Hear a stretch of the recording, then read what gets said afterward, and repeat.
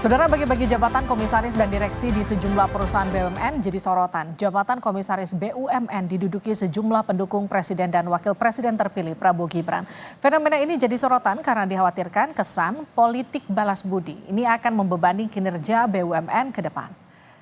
Sejak 2015 hingga 2024 tercatat ada 18 kursi komisaris yang diduduki sejumlah tokoh dan politisi. Tak hanya kapasitas yang dipertanyakan, bagi-bagi jabatan ini juga diduga kental muatan politis. Kita intip beberapa gaji yang didapat para komisaris ini. Setidaknya dari Permen BUMN nomor 3 2023 disebut gaji komisaris utama sebesar 45% dari dirut BUMN, sedangkan komisaris 90% dari komisaris utama. Tapi tak hanya gaji, para komisaris ini juga dapat insentif khusus. Untuk posisi komisaris utama 45% dari dirut BUMN, sedangkan komisaris 90% dari komisaris utama. Lalu benarkah kursi komisaris para politisi ini murni politik balas budi, dan bagaimana menjaga kinerja BUMN agar para komisaris tidak jadi beban tambahan ke depan? Kita akan bahas usai tayangan berikut. Nama politisi PSI Grace Natali yang juga Wakil Ketua TKN Prabowo Gibran masuk dalam jajaran komisaris Min ID. Sedangkan Fuad Bawazir yang merupakan anggota Dewan Pakar TKN Prabowo Gibran menduduki posisi komisaris utama Min ID.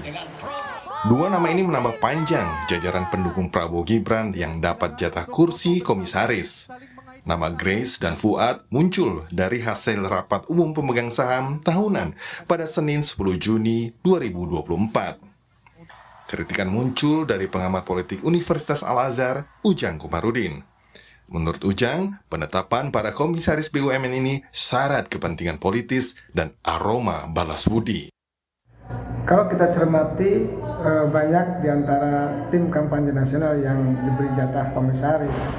Apakah ini bentuk balas budi Jokowi? Kalau saya mengatakan iya ya. Karena kan saling menguntungkan satu sama lain. Para presiden butuh dukungan relawan, relawan pun butuh jabatan atau butuh posisi. Nah, komisaris ini kan dewan pengawas. Tugasnya mengawasi perusahaan.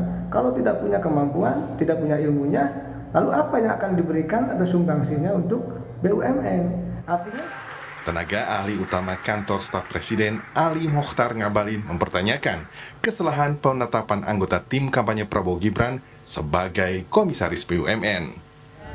Kalau komisaris itu kan sebetulnya adalah lebih kepada tugas dan pengawasan jalannya perusahaan. Dan yang kedua, komisaris itu adalah mewakili pemegang saham di BUMN itu. Di mana masalahnya? Tidak ada masalahnya itu di situ. Semua orang yang dianggap oleh negara memiliki kewenangan dan kemampuan yang mumpuni, seperti itu. Sementara ekonom Indef, Abra Talatov bilang, penempatan sejumlah orang sebagai komisaris di BUMN merupakan politik balas budi. Padahal, publik masih meragukan orang-orang yang ditempatkan sebagai komisaris, apalagi beberapa BUMN terjerat masalah, salah satunya kasus korupsi. Komitmen pemerintah dalam membenahi tata kelola BUMN memang masih menghadapi tantangan yang berat, di mana publik masih disuguhi dengan fenomena politik balas jasa yang tercermin dari pengangkatan para politisi maupun relawan sebagai komisaris di berbagai BUMN. Padahal, publik masih menyimpan kekecewaan maupun amarah yang luar biasa besar terhadap tata kelola BUMN yang dalam beberapa tahun terakhir banyak sekali terungkap masalah korupsi yang melingkupi BUMN, sehingga justru publik berharap pengawasan BUMN ini bisa diperkuat. Salah satunya dengan penempatan orang-orang yang kredibel, yang punya kapasitas dan kapabilitas sebagai komisaris di tubuh BUMN. Sementara Wakil Ketua Umum Gerindra Habibur Rahman menilai ini bukan fenomena baru, melainkan sejak era Presiden SBY dan Jokowi. Habib juga menambahkan mereka yang dipilih adalah mereka yang memang punya kapasitas di bidangnya. Ya, lihatlah yang begini kan fenomena tiap awal pemerintahan pasti ada. Zaman Pak SBY juga hal yang sama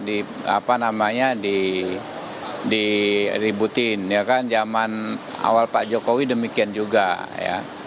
Tapi kan rakyat yang akan menilai Ya. Nanti rakyat akan menilai apakah memenuhi kriteria, ya kualitasnya benar atau enggak, kan nanti bisa dinilai oleh rakyat. Sejumlah nama yang masuk jajaran komisaris BUMN terdiri dari Simon Aloysius Mantiri yang merupakan wakil bendahara TKN Prabowo Gibran, Condro Kirono, ketua TKN Prabowo Gibran, Siti Zahra yang merupakan istri TKN Fanta Prabowo Gibran, dan Prabu Revolusi, anggota TKN Prabowo Gibran. Padahal Undang-Undang Nomor 19 Tahun 2003 jelas menyebutkan seseorang dapat diangkat sebagai komisaris jika bukan pengurus partai politik, calon anggota legislatif, dan atau anggota legislatif pada Dewan Perwakilan Rakyat, Dewan Perwakilan Daerah, Dewan Perwakilan Rakyat Provinsi, dan Dewan Perwakilan Rakyat Daerah Kabupaten Kota. Anggapan jika tata kelola perusahaan negara masih lekat nuansa politis lewat penunjukan komisaris tak terhindari. Namun yang jauh lebih penting adalah menjaga BUMN dari perilaku korupsi dan bebas pengaruh politik. Tim Liputan Kompas TV. Saudara, sejumlah politisi hingga relawan TKN Prabowo Gibran menduduki kursi komisaris BUMN. Benarkah jabatan komisaris ini merupakan politik balas budi Prabowo Gibran? Kita akan bahas bersama Sylvester Matutina, Wakil Ketua TKN Prabowo Gibran. Pak Sylvester, selamat malam. Selamat malam. Kita juga akan sapa pengamat politik Ikrar Nusa Bakti. Prof. Ikrar, selamat malam. Selamat malam, Mbak. Saya ke Pak Sylvester dulu. Pak Sylvester, bagaimana dengan anggapan posisi komisaris sejumlah anggota TKN merupakan politik balas budi dari Prabowo Gibran? Wah, itu tidak benar ya. Karena kalau balas budi ini jutaan pendukung Prabowo Gibran dan juga Pak Jokowi ya. Bahkan yang dari 2014, 2019, dan 2024 ini masih belum banyak. Ini hanya kecil sekali ya persentasenya. Dan mereka diangkat juga berdasarkan kapasitas, mempunyai profesionalitas, rekam jejak yang baik, dan tentunya diharapkan mereka akan memajukan BUMN. Karena kita tahu juga, kita sadari juga bahwa saat ini banyak BUMN yang terjerat kasus korupsi ya. Dan juga salah kelola, terus kalau ada yang KKN itu, ya kita harus mengakui juga benar, tapi bukan yang ini. Kalau yang lalu itu ada pengangkatan yang hanya karena dekat sama petinggi dari BUMN, ibu-ibu rumah tangga yang rekam jejaknya nggak tahu diangkat. Nah itu juga kita juga nggak sepakat. Tapi kalau yang saat ini, 4 orang ini mereka mempunyai kompetensi. Ada mantan jenderal, ada mantan orang media, dan juga pengusaha, termasuk ada mantan menteri ya. Jadi kredibilitas dan rekam jejaknya juga sangat bagus. Oke. Karena memang BUMN ini harus dikelola dengan orang-orang baik dan benar agar bisa menjadi soko guru dari perekonomian kita seperti halnya di China. Itu yang kita harapkan gitu. Pak Sylvester, tapi yang jadi pertanyaan gini, dari mana nama-nama tersebut muncul? Tadi yang Anda katakan ada Grace yang mantan orang media, ada mantan menteri, ada mantan jenderal. Nama-nama ini diajukan dari TKN Prabowo Gibran atau seperti apa? Skema penunjukannya seperti apa, Pak? Karena kriteria yang dipilih sendiri oleh Kementerian BUMN ya. Karena memang sampai saat ini ada juga yang dari 01 dan 03 itu masih menjabat di komisaris dan di direksi BUMN. Jadi nggak ada yang salah gitu. Oke.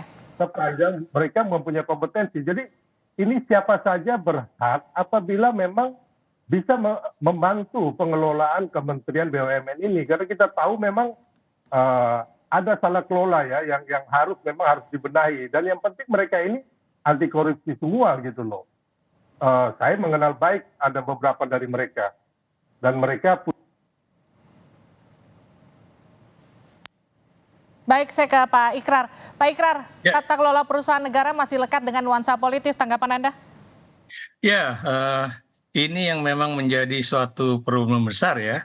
Ini bukan saja sebetulnya bagi-bagi posisi setelah pemilu ya. Ini adalah sebagian dari bagi-bagi posisi itu. Jadi Pak Sylvester juga benar ya bahwa tidak semua mantan relawan ataupun mantan pendukung ya itu akan di apa istilahnya tuh diberi posisi-posisi di apa namanya itu komisaris di kementerian atau maksud saya di BUMN ya. Kenapa demikian? Karena memang jumlahnya banyak.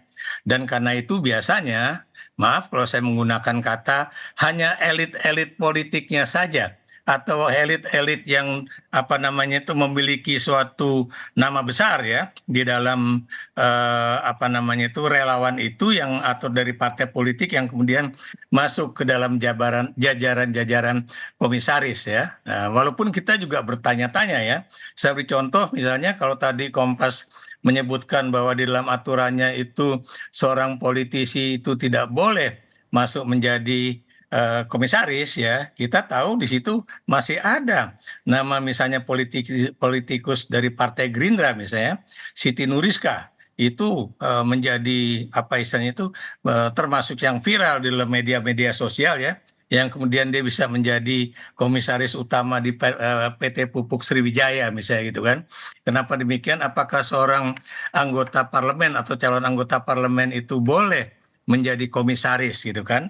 Dulu seingat saya Ibu Sri Mulyani juga pernah membuat suatu kebijakan ya bahwa mereka menjadi dirjen di jajaran Kementerian Keuangan itu tidak boleh menduduki jabatan komisaris di BUMN.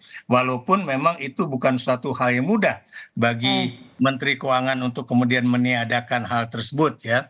Dan ini memang bukan terjadi pada masa ini saja yang tadi dikatakan oleh misalnya Bung Habibur Rahman ya. Tapi juga terjadi pada era Jokowi, terjadi juga pada era SBY. Dan benar yang dikatakan juga oleh teman saya yang anggota apa namanya itu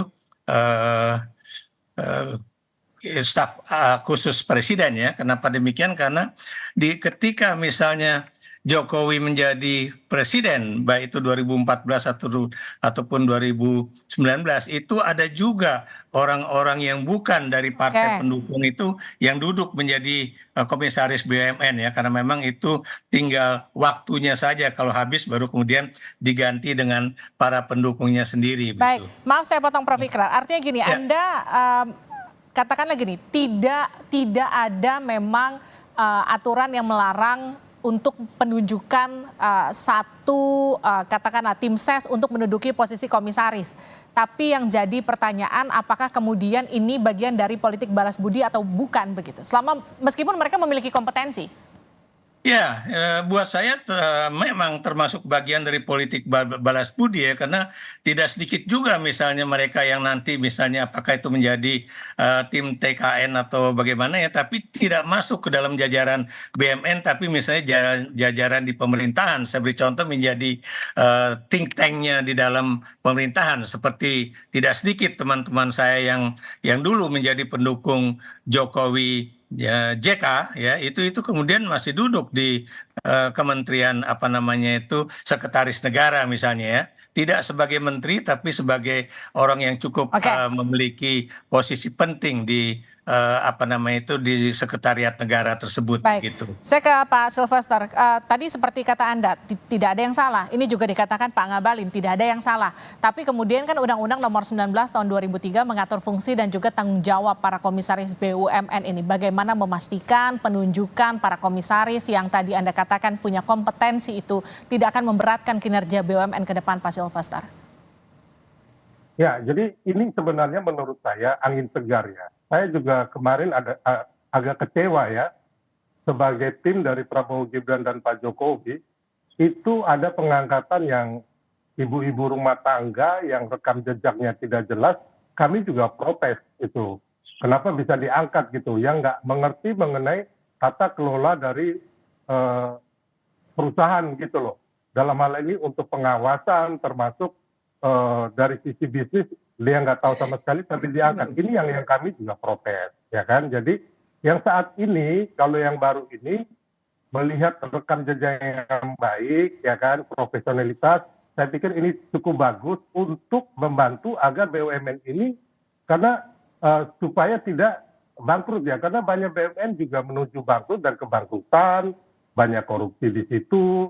Ada juga yang KKN yang saya bilang tadi, yang ibu rumah tangga itu diangkat karena kenal dengan petinggi dari BUMN. Nah, ini juga kami juga nggak mau ya sampai ada juga BUMN ini yang tidak bisa membayar, ya kan, dari para vendor ataupun rekanannya. Ini makanya saya bilang tadi, ini cukup bagus untuk membantu Pak Erick Thohir karena ya kita juga tahu Pak Erick Thohir juga sibuk mengurus olahraga ya. Artinya gini Pak Silvastar, maaf saya potong ya. Jadi artinya Anda yakin para komisaris ini justru akan membantu bukan justru membebani BUMN? Iya, yang penting tadi kalau umpama ada yang salah mengenai aturan PP nomor 23 tahun 2022 ya mengenai nggak boleh menjabat di partai, mereka harus mundur gitu loh, yang dari Gerindra atau dari PSI itu harus memang mundur. Dan yang penting saya juga tadi teleponan sama Grace, dia lagi di Kalimantan tuh langsung kerja tuh mengawasi, saya nggak tahu apa, dia bilang bang aku lagi urus kerjaan dari yang Min ID. Itu sangat bagus, mereka langsung bekerja kok. Kalau tadi nama-nama yang memang Anda yakini punya kompetensi dan tidak diprotes karena yakin bisa bekerja membantu BUMN. Tapi untuk nama-nama yang tadi sempat diprotes, ibu rumah tangga, dianggap tidak terlalu mengerti soal tata kelola perusahaan begitu, tapi kemudian masuk jadi kursi komisaris, nanti pertanggungjawabannya akan seperti apa ke depan? Ya kami kecewa dan teman-teman juga dari tim Prabowo. Akan direvisi nggak nama-nama ini? Ya dong, harus dong. Karena kan nggak bisa main-main. Ini bukan nenek moyangnya para petinggi di BUMN, ini perusahaan negara yang harusnya menjadi soko guru ya, seperti halnya perusahaan-perusahaan di BUMN di China ataupun di Singapura, Temasek ataupun Kasana Malaysia, itu harus profesional, tidak boleh ada KKN. Dan kita juga harus tahu bahwa di TKN, TKD, relawan itu banyak orang-orang hebat yang mumpuni.